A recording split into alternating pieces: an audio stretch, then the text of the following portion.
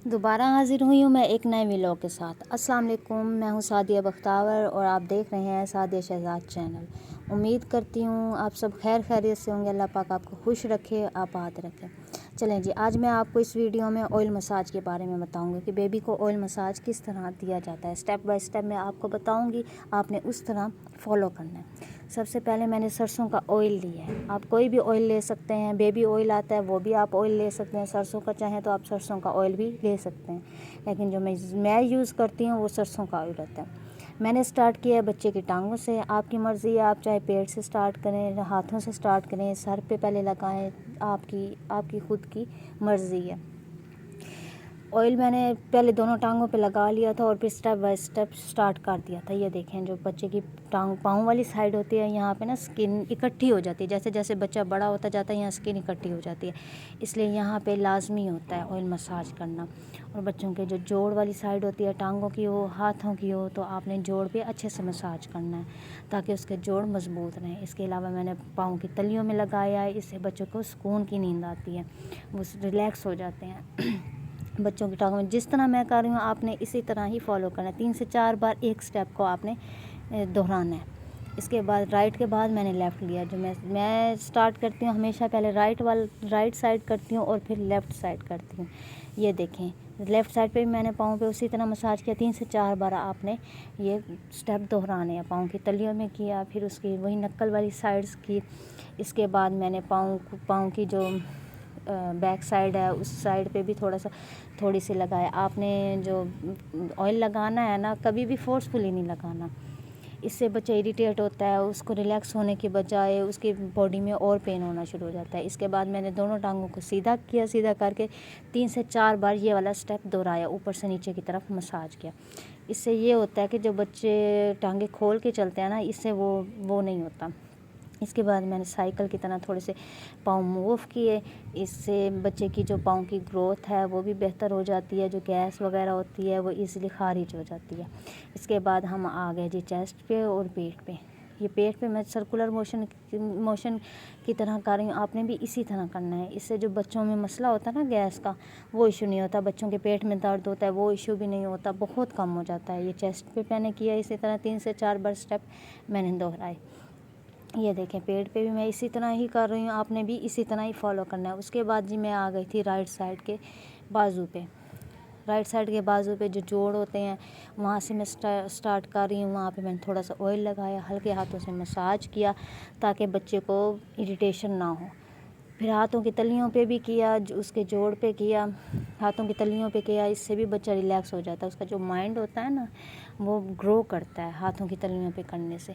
इसलिए भी आप भी कोशिश किया करें, बच्चे की डेली मसाज किया करें।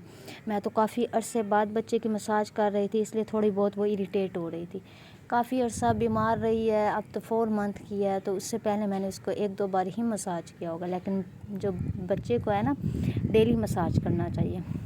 उससे बच्चा ये है कि जल्दी बैठने लग जाता है, जल्दी चलने लग जाता है टांगों पे। अब अगर आप ये स्टेप फॉलो करके करेंगे तो इंशाल्लाह आपका बच्चा साल से पहले चलने लग जाएगा। और जो बैठने लग जाता है वो भी बच्चा 5 मंथ जैसे ही ख़त्म होने लगते हैं बच्चा बैठने लग जाता है।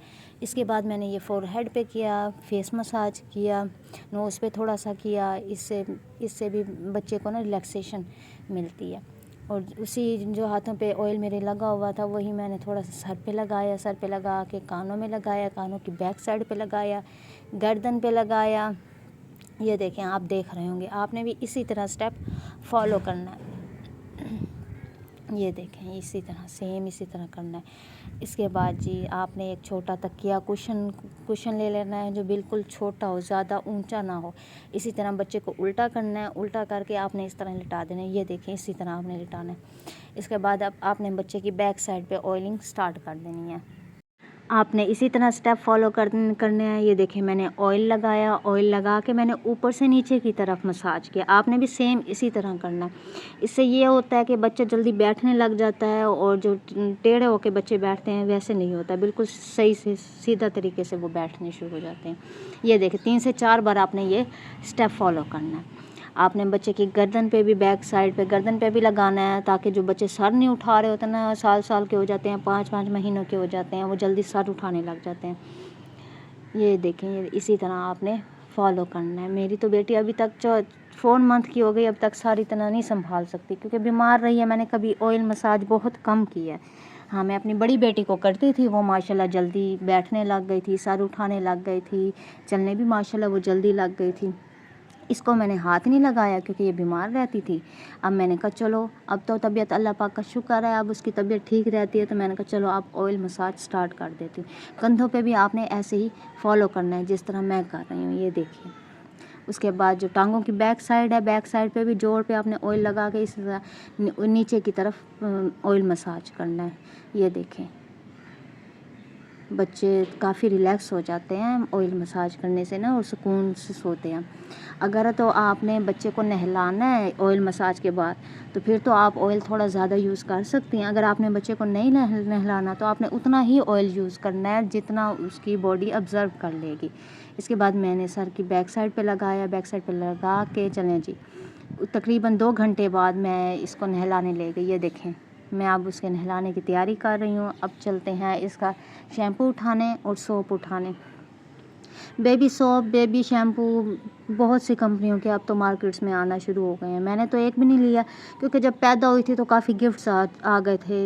ये इसका पूरा पैक मेरे पास है, तो उसमें से मैंने ये निकाल के मैंने कहा चलें जी, आज तो बेबी को शावर देते हैं। वैसे तो नानियाँ दादियाँ देती हैं, तो मुझे तरीका आ गया था नहलाने का, तो फिर मैंने कहा चलें जी, आज मैं नहला देती हूँ। मैंने पानी चलाया, और हमारी जो टैंकी का पानी होता है ना, वो शाम में ना कोसा होता है।